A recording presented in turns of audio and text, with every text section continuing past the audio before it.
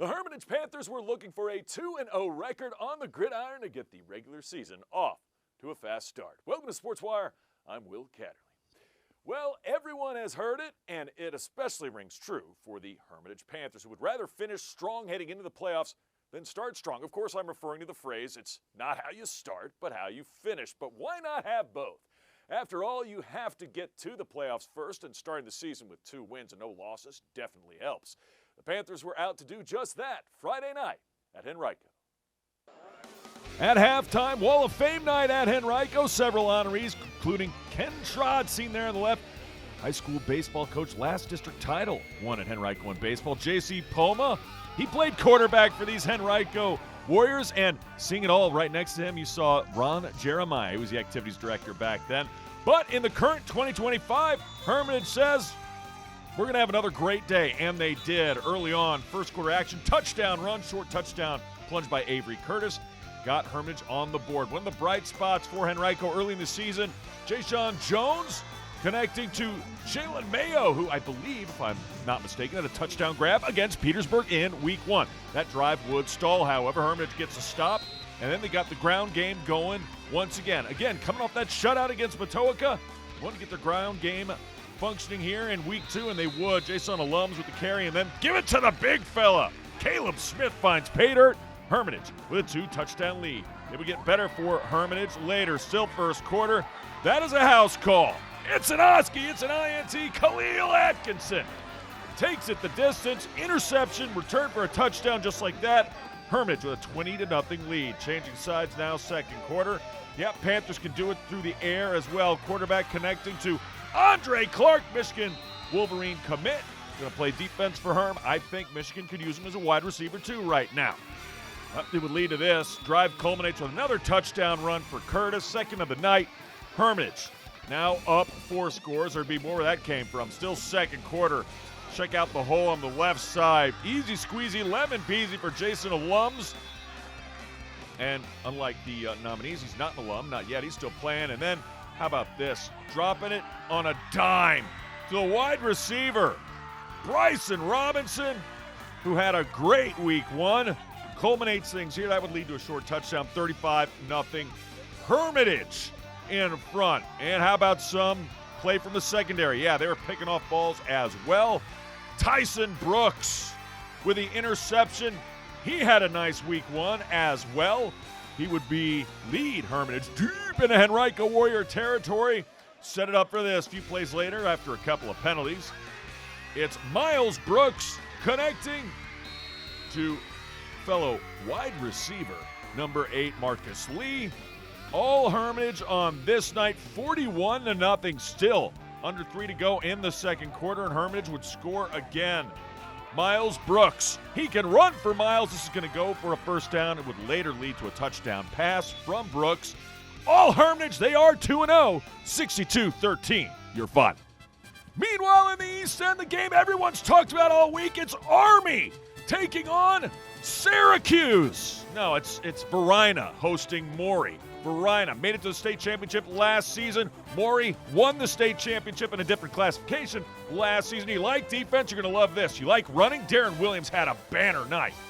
Defense had an even better one. Big stop right there for Maury as Varina would go for it on 4th down. Maury takes over the Commodores. Pitch, catch. That'll work wonders. That's good for a first down. Later, same drive. Maury looking, firing. That pass is incomplete. As they got to the quarterback there, Varina would also take over on downs. Big old number 56 getting in there, making the play happen. Jay-Sean the Bull Richardson.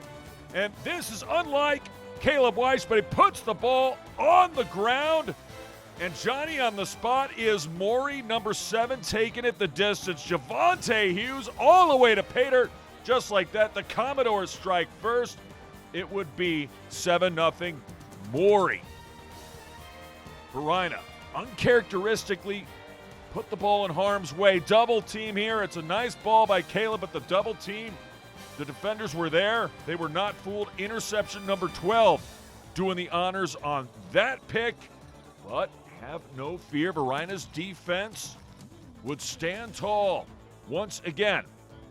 Blue Devil defense was fantastic in this one. And as I said earlier, look at this man cut through people and mowing people down.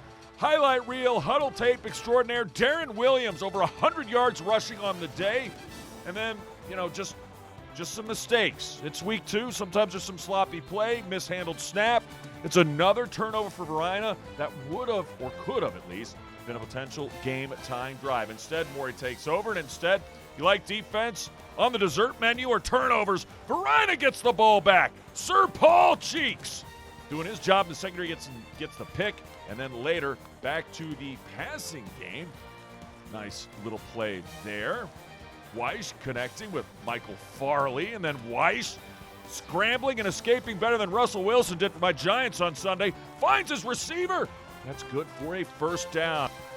More importantly, it would lead to this shotgun formation.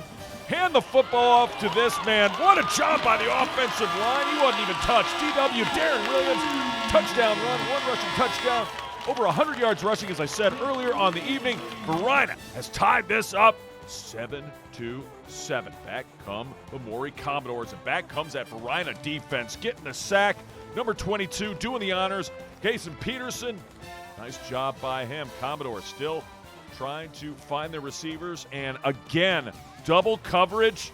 Varina's defense, as I said, they played great. It was just mistakes, turning the football over. You can't do that against a quality opponent. Zarad capers. Well, he solved that caper. He gets the pick and the interception, turns it back over for the offense. Weiss, roll out, so dangerous with his legs. Look at Weiss go. First down inside the 40-yard line of Maury. Lead to this, run up the middle, and wow, Michael Farley inside the 15 of Maury. Looking good for Varina. Blue Devils knocking on the door now. This time, another touchdown on the ground. Blue Devils take the lead. Michael Farley from 6 yards out. And looking like it's going to be a great night for Varina as they take a 13-7 lead. Extra point would be no good. That would be paramount because you don't see this happen ever. D1 gets beat deep. The touchdown pass to Javon Wiggins. Maury would make their extra point. That would be the difference. 14-13, your final. We have more football action to get to when we return. Glen Allen hosts Manchester in an instant classic that would go down to the wire. Plus, we had a deep run where the Lady Wildcats hope to hold serve in girls volleyball when they tussled with Thomas Dale. That's next. SportsWire is your source for weekly coverage of the games and teams throughout Henrico County.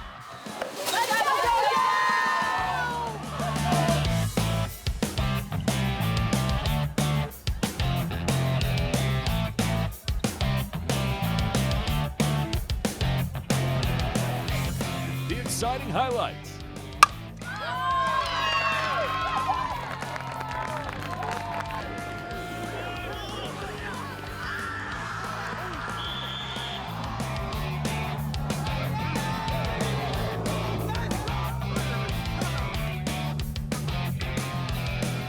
The magic moments.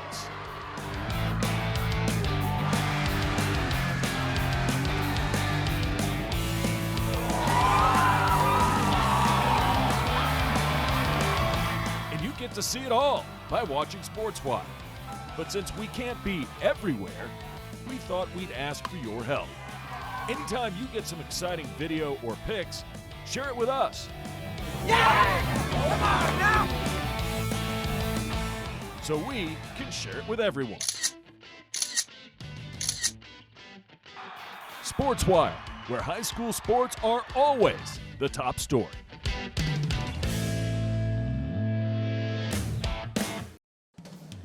Welcome back to SportsWire. Ladies volleyball, anyone? Deep run, looking to stay unbeaten against a very talented Thomas Dale team. They got 3 girls with no sign language. That was 1 of 1. Why are they saying 1 of 1? Because we arrived here after the first set. Thomas Dale won the first set, so they're 1 of 1 ahead. 25-23, they win it. And then Wyatt McKenzie on the serve. Dale, the Knights, Lady Knights get the point, and McKenzie coming up aces. So Thomas Dale using that momentum from the first set, carrying over to the second. Wildcats would respond. However, the block, yes, but it goes out of bounds. That is a point for number 3, Avery Ward. Then More second set action. The block is there for Megan Linerin. Wildcats seizing momentum in the second set. You don't want to fall behind 2-0 in a best-of-5 scenario. Deep run, especially at home, doing their best to make sure that doesn't happen. One of the longer volleys, although almost every single set was highly competitive. Knocking it down for the kill are the Wildcats. More from deep run still in the second. Thomas Dale coming back. Mackenzie on the serve. Point. She was the straw that stirred the drink for Thomas Dale from service. Wildcats come back, though. Knocks it down for the point. Avery Ward once again, 25-19. Wildcats even this up at 1 set apiece. To the second on the serve, number 4 for Thomas Dale, Audrey Shepperson. Wildcats, though, find a way. Then on the serve, after that point, nearly coming up aces, but definitely setting up their offense for some good passes, which usually leads to good results. However, that time it's blocked. Dale has the answer, and it's Ava Martin doing the honors on that one, and then they get the block again. Dale looking like they're going to take a 2-1 lead. They look good early. Wildcats would come on later in the set, though. That one's blocked, but they keep it alive. Nice get by Deep Run. Finally over it goes. Dale looking to knock it in. That goes too far, and the Wildcats get the point. More importantly, they get the set 25-23 in a close one. They take a 2-1 lead. Then Deep Run, the Wildcats coming up aces. That's a service ace. It means the defense didn't get the ball over. And it would lead to this. Setting up, knocking it down. Not quite. Somehow Dale sticks with it. Still, though, Wildcats got TD in trouble. And that ain't going to be gotten. Number 1, Chase Porter with the point there. Then Porter with the dig. Setting it up in your living room for the point. McKella Germain through the honors. Then Wildcats on the serve once again. And this time they get the block to boot. Nicely done by Deep Run. And they take down Thomas Dale in 4 sets, falling in the first one. 3-1 is your final. They're 6-0. Back to the gridiron we go. Glen Allen at home hosting Manchester for the first time in franchise history that these two teams have met. A beautiful sunset on the horizon and a very beautiful football game, but we can only have one winner. Early on first quarter, Jacob Boyd, and boy oh Boyd, what a carry. Now Glen Allen, they would hold on to the football, be very deliberate on offense. Not to say they weren't explosive, they were, but they would milk that play clock. Why? Because Manchester's offense scored 83 points last week. Like that, yeah, 83. Anyway, this first drive for Glen Allen, a thing of beauty. It would be finished up by Puccinelli. Ralphie Puccinelli with the short touchdown run. We'll call it 2.5 yards. 7-0 Jaguars. And the reason why I said they score 83 points, but it's Abernathy, the quarterback, number 14. He can sling it. Layden Abernathy, you know what, though? This guy, proven through at least the last 2 weeks, he can pick it off. Number 23 with the Oski. Joseph Carter was in great position. He just took that away from the wide receiver. Back on offense. Still 7-0, second quarter now. Manchester says we got some stops in us, and then they got back to ground and pound on offense and doing it at an up-tempo level. As I said earlier, they were as fast as possible. Dior Barnes, part of this Barnes firm rushing attack. And then the touchdown run, it's Barnes. They go to him again, this time from 5 yards out. Manchester goes for 2, makes it 8-7. Lancers, Ralphie Puccinelli. Boom, boom, boom. You need the whole Manchester Lancer team to take him down. That would be good enough for first down. Later in the drive, Ralphie Puccinelli. This time he's running right. Boom, boom. Down he goes for another first down. Move the chains for Glen Allen. And then tricky Jags. Double reverse. Back to Puccinelli. Is he in? Yeah! Touchdown! Davis Fisher finds pay dirt. Watch this play again if you don't believe me. That's 1, 2, back to the quarterback. And then does Fisher get a foot in? Yup. There it is. You can zoom in on it, but you can tell. Touchdown, Glen Allen. Jags retake the lead on a nifty play that the offensive coordinator said he just put in 2 days before game day. 15-8 the score. Let's go to the third quarter. Still 15-8. Defense getting after it. Number 22 on the sack. Jamari DeBerry, but Manchester was not done. They get the touchdown run later in the third. Number 11 doing the honors. It's Genesis Pollard with the run. We're tied at 15, 8:28 to go. Later, Glen Allen gets stopped on defense by Manchester, and then the punt is blocked, setting up this. Ensuing drive, Manchester keeping it on the ground, and they just drove their running back themselves, carries them into the end zone. It's not a tush push, but it's a whole team push. 22-15, 2:30 to go in the third. Jags trying to come back the other way, and pretty, oh so pretty pass. Ralph Puccinelli firing, finding his man. Jabari Harris, big time catch. Jags aren't done yet, not by a long shot. Same drive, new quarter, still down 7. Not after Puccinelli's second touchdown run of the evening. Draws Glen Allen back to even. 22 all. But Manchester late in the fourth. Oh my goodness, now that is a tackle. Number 5, Jakeem Dandridge. Coach wants to get his crowd fired up, and he does. But Manchester still tied at 22. Maybe getting the last possession here. Landon Abernathy. Tick, tick, tick. Under 2 to go. Abernathy firing. Finding a receiver. Tick, tick, tick. Almost good enough for another first down. Set it up for this. 3 seconds left. The field goal to win it. It is good. Marvin Nolasco Hernandez. Carried off by the team. He is Manchester's hero. Glen Allen played a great game, but they come out on the short end of this one. They'll learn a lot from it, though. 25-22, Manchester wins it. We have more gridiron action on the other side. Highland Springs hosts a tough Hough team from North Carolina in what would be a tight contest. Plus, the Godwin Eagles have been soaring in field hockey. Would it continue a deep run? That and more straight ahead. Todd's a great guy. I mean, look at him. What a sweetheart. Attaboy.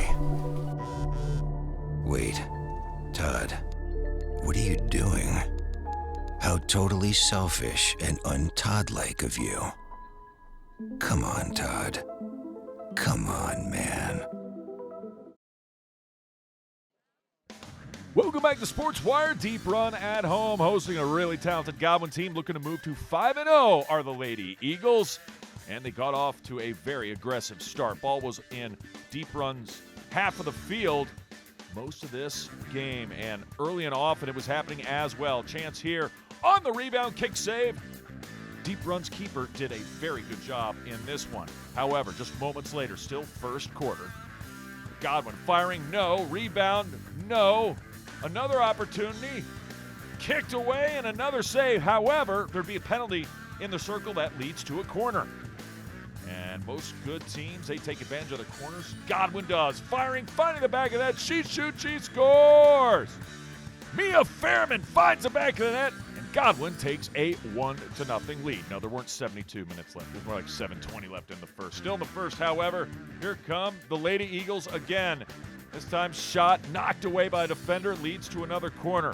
Moments later, still in the first, Godwin looking, firing. Rebound, she shoots, she scores. Bridget Bananas Foster. She shoots, she tallies one. Finds the back of the net, it's 2-0 Godwin. 3:04 to go in the first. More Eagles. This team has gotten better and better, and they look poised to make a run in 2025. The pass inside, firing, finding the back of that. She shoots, she scores. Zoe Murphy knocks that one through. 3-0 Godwin. More from the Eagles in the second. Switching sides now. Nice job by Deep Run keeping this one at arm's length. Another corner opportunity, however, for Godwin. Inside, the pass just trickles out.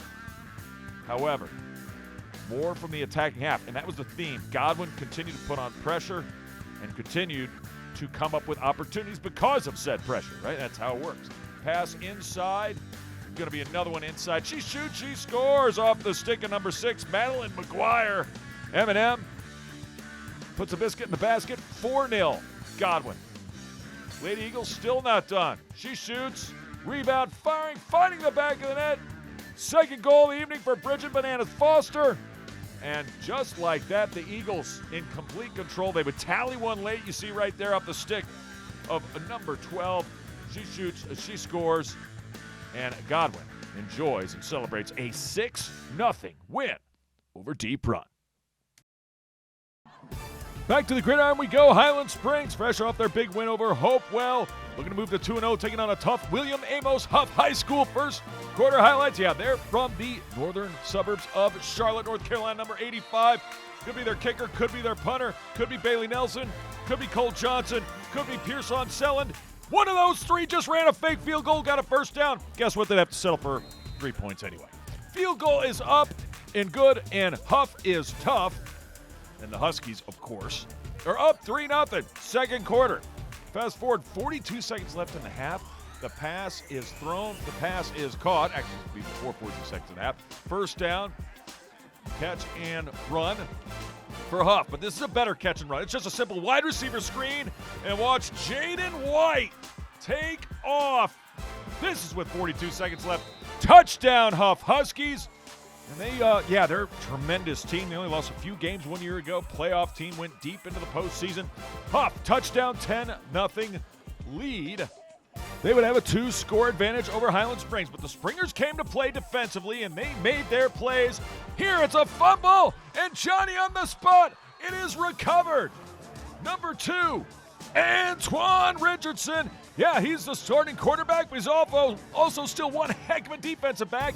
That would set it up for this. He can't return the fumble for a touchdown, so he'll just throw for it himself. He finds his man, Eric Bird, who is the word, was the word, still continues to be the word. Touchdown, Highland Springs. That would make it 10-7. That would actually be your halftime score. Now we go to the third quarter. Hough, still tough. Back to pass. This time it's picked off. Guess who? Antoine Richardson. And Antoine Richardson is going to make a house call. Returns it. It's a pick six. Antoine Richardson, 14. Hough, 10. What a game for Richardson. Showing off his skills. Defensive back, quarterback. Hough made plays down the stretch, though. Here would be one of them. A big one, the quarterback. Ethan Royal, being Royal. Finding his receiver. And, yeah, it was that guy, Jaden White again. Good enough for a touchdown. 17-14. We go to the fourth, still up 3. Hough trying to hold on. Roll out. Tremendous pass, but it is picked by who else? Antoine Richardson. Talk about a one-man wrecking crew for the Springs. Still 17-14, 109 to go. One of the last chances Highland Springs would have, though. They need to make a play late. And instead, it was the Huskies coming up with a big-time sack. Richardson couldn't get it all done on his own. Springers, they'll learn a lot from this one. This is a great early season test. They'll move on, but Hough gets the narrow win on the road. 17-14 is your final. Some other scores. You know who is 2-0? Deep Run for the first time ever. For Coach Joe Mullenix, Cullen Birch had the game-winning touchdown, 21-17. Midlothian beats Freeman. That's their first loss, 21-3. Godwin gets their first win on the road, 48-7 over Patrick Henry. And Prince George got the best of Tucker, 49-zip. Your final. How about little boys volleyball? It is Douglas Freeman at J.R. Tucker. The rivalry continues, and yes, these two are rivals. Tucker coming off a great year last season. Freeman not so shabby themselves. The two meet, and Justin Biscoff getting things going for Douglas Freeman. Mavs off to a good start in the opening set. Another play by the Mavs, getting it over and then knocking it down. Tucker had answers. Amir Kosick. Straw that stirred the drink on offense in some ways up front, especially for Tucker and at service when he would serve the volleyball, of course. But back comes Biscoff with the kill attempt. No. Try again. If it didn't work the first time, that time it goes down. Point Freeman. They retake the lead until this guy came in to serve. Manu Chevroux. Manu serves up a good one. Freeman did a good job to get it over, but Amir Kosick going to be the factor in this one, and he knocks it down for the point. More from Manu Chevroux. And this time the block is there. Number 7, Cy Valaparetti, 25-19. Tucker was ready. They take the first set. Freeman, though, they came out blazing in the second set. Jumped out to a 7-1 lead at one point, thanks to plays like this. Number 12, Ben Johnston. Middle hitter, senior, getting it done for the Mavs. Still second set. Tucker coming back with an answer. Got it. Who else but Amir Kosick? Getting it done in every way for Tucker on this night at home. Mavs right back at it. That dog will hunt. Point. This time, number 7, Andy Mustico. Loves that one down, but back to the serve. Tigers. A little change-up action, right? Dax Amin and company doing a good job and then knocking it down, but out of bounds.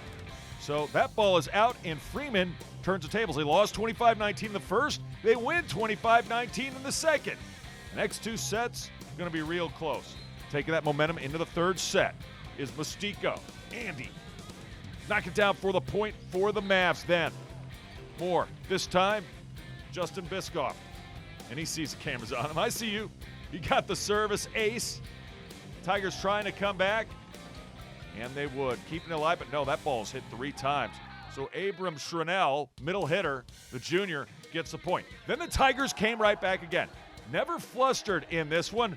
The crazy serve right there, and then an atom ball from number 10, Serapio Baca. 25-20. Tigers come all the way back to take the third set and take a 2-1 lead. That would be paramount because they would need all the help they would get in the fourth set. Point Freeman. But I mentioned number 1 and the way he could serve. That was an absolute crusher. Not to be outdone by that absolute slam by Cy Valaparetti. And Valaparetti was more than ready to help the Tigers. How about this? Knocked down but blocked at the front of the net by Abram Schronell. Freeman right back in it, but Tucker had 1 or 2 extra plays in him. This would be one of them. Hit, saved, somehow. Mavs on a game, set, point, keep it alive. Not long enough. Amir Kosick finally finishes off Freeman. Great match for both these teams early. Tucker wins it 3-1. Remember, if you have questions or comments about the show, just send me an email to this address, sportswire@henrico.k12.va.us. You can follow us on both X and Instagram and catch episodes of the show on YouTube. I can't wait to see ya next time on Sportswire.